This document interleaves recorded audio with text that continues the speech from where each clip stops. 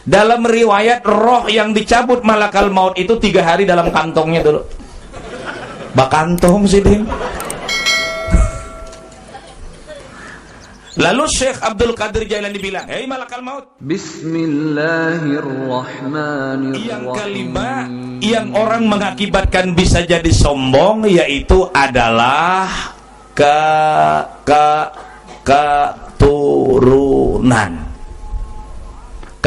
Arab. Nah, karena nyaman keturunan Arab bisa patah belakang. Laisal fata may yaqulu kana abi walakinnal fata may yaqulu ha anada. Bukanlah kata Rasul orang yang istimewa itu, bukanlah orang yang hebat itu orang yang membanggakan leluhur dan keturunan. Tetapi orang yang hebat itu ialah dia bisa ke dirinya sendiri. Ha anada, ini aku siap pakai. Datuk Kubahari hafal Quran kan? Kalau panenian saurang abda ubis tuh sini sambil mah ayam aja, tikar purun aja hafal sih. Itu datu nini ikam. Toh nang bakobo di ana tah. Nih anak kemanakannya tah olah mamagina konin tata. Juga mamagina ikam makagamat ikam pang makagame.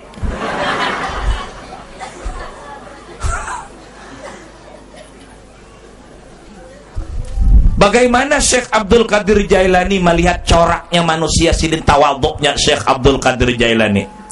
Menurut Syekh Abdul Qadir Jailani manusia ini terbagi jumlahnya 7. Nang kita temui hari-hari itu 7.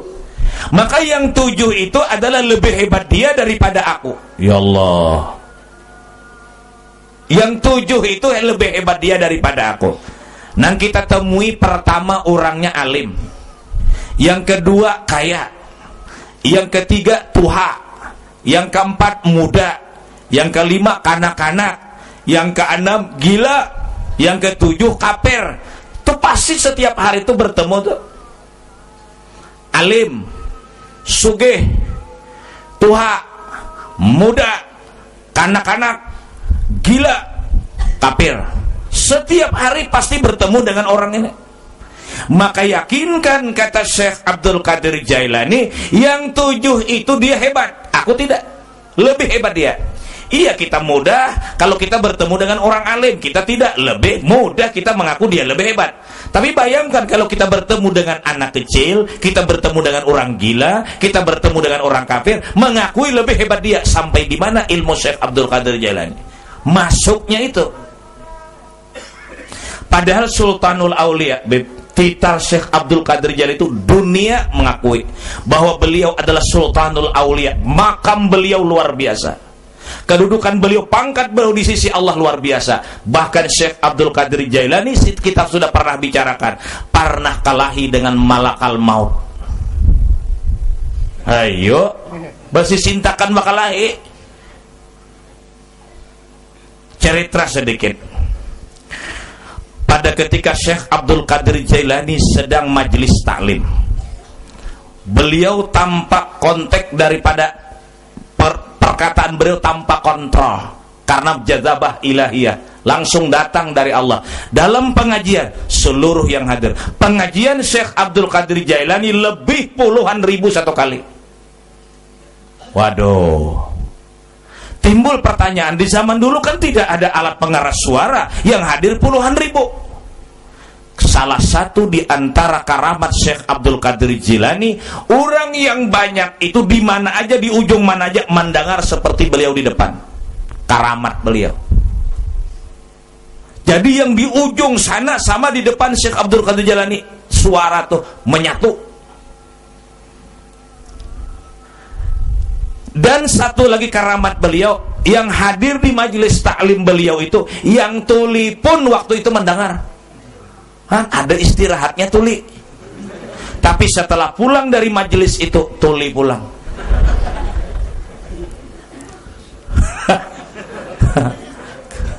Tapi ada juga istirahatnya tuli kan.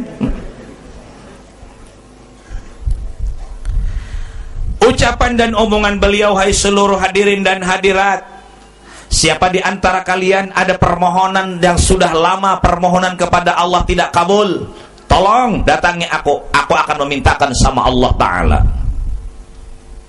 Pulanglah orang yang pulang, tidak memperhatikan omongan Syekh Abdul Qadir Jailani. Ada satu orang di majelis itu, seorang perempuan yang lakinya masih 2 hari meninggal. Suaminya meninggal barusan 2 hari. Masuk Syekh Abdul Qadir Jailani ke dalam kamar, si perempuan ini menunggu. Selesai Abdul Qadir Jailani dalam kamar keluar, si perempuan ini mengetuk, disuruh masuk.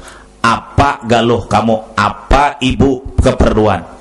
Maaf ya Syekh, pada saat sampian tadi ngomong kan sampian menawarkan, ulun ada hajat dengan sampian pintakan sama Allah Ta'ala.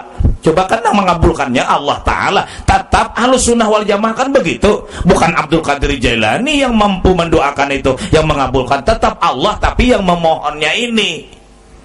Tadinya syirik, bang itu. Syirik itu dasar kada dapat kitab juga, tapi tahu juga ilmunya. Bapak aja kita bailang aku kubur minta dan apa minta. Kadinya orang meminta ke kubur, tetap meminta kepada Allah. Kuntu nahitukum an ziyaratil kubur fazuruha. Lalu si perempuan tadi apa? Kan sampian ngomong tadi, siapa ada hajat, baik hajat dunia ataupun hajat akhirat, lama tidak kabul, maka pinta saja, lapor saja sama aku memintakan Allah. Nah kebetulan Syekh, suami ulun barusan 2 hari meninggal. Tolong pinta akan lawan Allah supaya hidup laki ulun. Allahu Akbar, ini di luar jangkauan ini. Tunggu, kata beliau, insya Allah dikabulkan Allah. Masuk dalam kamar, sembahyang 2 rakaat, minta kepada Allah, salam. Apa yang terjadi? Beliau naik ke atas, terbang. Allah, wele jauh gak hamuntai tagabang. Nah, hatta ghaba anha, sehingga si perempuan tadi kada melihat lagi di dalam rumah atau kada terbang. Jangan bingung. Kikuk. Jaka tingkir. Itu aja kada bingung, ini apalagi ini wali, makin kada bingung lalu. Kikuk. Rupanya aja gurunya melihat juga. Pian aja anak melihat, ulungan anak melihat juga. Den. Kikuk. Muar banget aja kok nang parut ganal nih anak makan tarus gau ya. Kiko aja kan hafal ulun. Rupanya nonton seberataan juga, nang mana tertawa tuh nonton berataan tuh kan habis seberataan ya. Kiko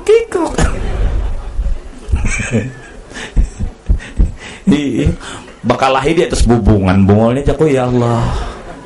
Tapi tak bagus ngintupang ditonton daripada alamak hulat dimakan bungolnya. Zamannya kita sudahlah. Aku makan pisang goreng, hulat paku. Kada usah kakan-kakan nak itu kada usah. Itu orang nak kada ada ilmu tasawuf, ilmu tauhid fikih dada. Sudah melanggar norma-norma hak agama sudah. Masa ulat dimakan? Masa paku dimakan? Wala tulqu bi aidikum ila tahluka. Jangan kau lontarkan dirimu ke dalam luka. Maksudnya ke kebinasaan. Karena dalam luka itu kada oba apa-apa. Jangan dipaknaikan Allah luka itu luka, janganlah. Kiko. Iya pulang. Nyepayu paksa dijual bener. Kayak gitu tertawa Kiko.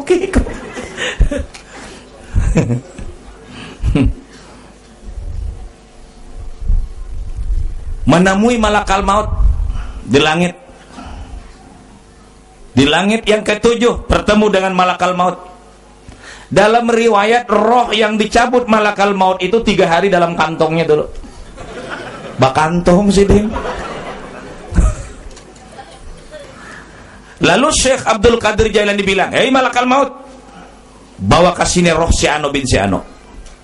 Kata malakal maut, "Apa urusan nenek? Kau tahu nggak fungsi aku? sebagai seorang malaikat la ya'sunallaha ma amarahum wa yaf'aluna ma yu'marun. Aku tidak berbuat terkecuali atas dasar perintah dari Allah Ta'ala. Mencabut roh itu bukan sembarang, bukan semau aku, itu perintah Allah. Ngapain saya kamu? Oh, rupanya malakal maut orang Jakarta ya.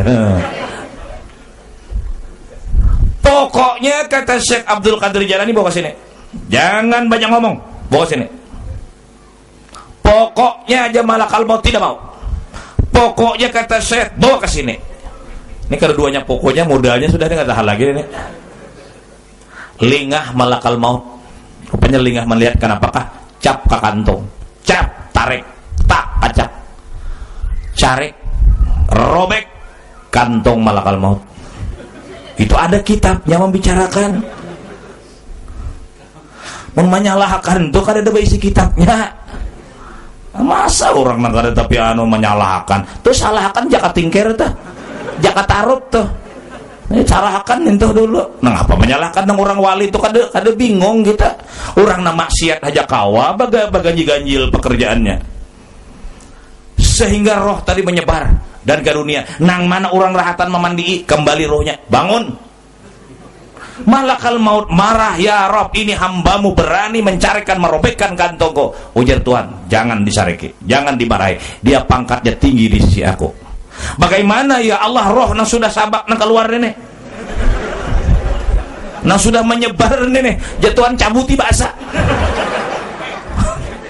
Nang rahatan bangun cabut mati pulang, tak tinggal nang satu tadi. Kembali Syekh Abdul Qadir Jailani ke bawah, dan ketika persahapan sejadah ngomong sama siapa? Perempuan tadi. Kau silahkan pulang, suamimu dalam kubur hidup.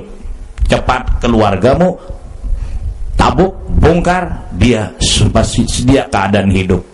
Dibongkar, ditabuk, kemudian kelihatan dan dia hidup, dan hidupnya beberapa puluh tahun lagi. Itu keramat terbesar dari Syekh Abdul Qadir Jailani sampai kelahi lawan malakal maut. Orang yang sebesar ini mengaku paling hina.